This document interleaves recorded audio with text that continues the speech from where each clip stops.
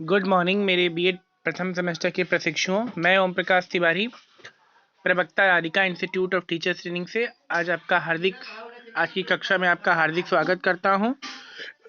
आज मैं मेरे प्रशिक्षु आपको सीखना या अधिगम के बारे में बताऊंगा। उससे पहले मैं ये कहना चाहता हूं कि आप मेरे वीडियो को लाइक, सब्सक्राइब, शेयर ज़रूर करें। साथ में बेल का आइकन प्रेस कर दें, जिससे आगे आने वाली नोटिफिकेशन आपको आसानी से प्राप्त हो जाए। तो चलिए आइए जानते हैं सीखना या अधिगम। जर्मन अंग्रेजी लर्निंग एक व्यापक, सतत एवं जीवन पर्यंत चलने वाली महत्वपूर्ण प्रक्रिया है। मनुष्य में जन्म के उपरांत ही सीखना प्रारंभ कर देता है और जीवन भर वो कुछ न कुछ सीखता रहता है। धीरे धीरे वह अपने वातावरण में समायोजित करने का प्रयत्न करता है। इस समायोजन के दौरान वह अपने अनुभवों से अधिक लाभ उठाने का प्रयास करता है। इस प्रक्रिया को मनोविज्ञान में सीखना कहते हैं। जिस व्यक्ति में सीखने की जितनी अधिक शक्ति होती है, उतना ही उसके जीवन का विकास होता है। सीखने की प्रक्रिया में व्यक्ति अपनी अनेक क्रियाएं एवं उपक्रियाएं करता है, अतः सीखने की स्थिति के प्रति सक्रिय प्रक्रियाएं। उदाहरण के लिए, एक छोटे बालक के सामने जलता दीपक ले जाने पर वह दीपक के लौ को पकड़ने का प्रयास करता है। इस प्रयास में उसका हाथ जलने लगता है। वह हाथ को पीछे खींच लेता है। पुनः जब कभी उसके सामने दीपक लाया जाता है तो वह अपने पूर्व अनुभव के आधार पर लौ पकड़ने के लिए हाथ नहीं बढ़ाता, वरन उससे दूर हो जाता है। इसी विचार की स्थिति के प्रति प्रक्रिया करना कहते हैं। दूसरे शब्दों में हम कह सकते हैं कि अनुभव के आधार पर बालक के स्वाभाविक व्यवहार में परिवर्तन हो जाता है और अधिगम सर्वोत्तम सोपान अभिप्रेरणा है। अधिगम की परिभाषाएं देखिए, वुडवर्थ के अनुसार सीखना विकास की प्रक्रिया है। दूसरा, बीएफ स्कैनर के अनुसार सीखना व्यवहार में उत्तरोत्तर सामंजस्य की प्रक्रिया है। तीसरा, जेपी गिलफोर्ड के अनुसार व्यवहार के कारण व्यवहार में परिवर्तन ही सीखना है। काल्विन के अनुसार पहले से निर्मित व्यवहार में अनुभव द्वारा परिवर्तन को ही अधिगम कहते हैं। क्रो एवं क्रो के अनुसार सीखना आदतों, ज्ञान और अभिवृत्तियों का अर्जन है।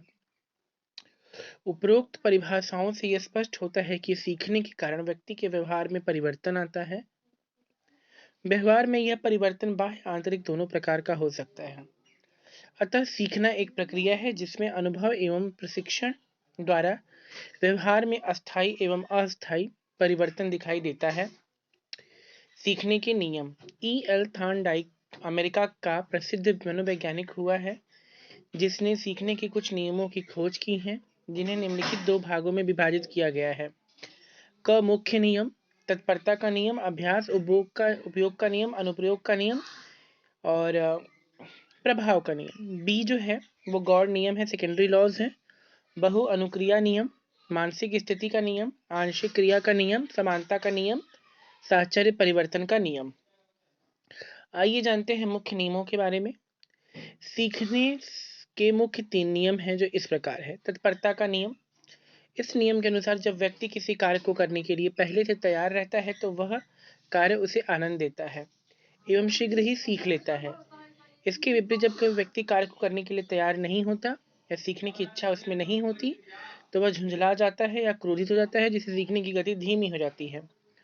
दूसरा, अभ्यास का नियम। इस नियम के अनुसार व्यक्ति जिस क्रिया को बार बार करता है उसे शीघ्र ही सीख जाता है, तथा जिस क्रिया को छोड़ देता है वह बहुत समय तक नहीं करता है, वह भूलने लगता है, जैसे गणित के प्रश्न हल करना, टाइप करना, साइकिल चलाना आदि।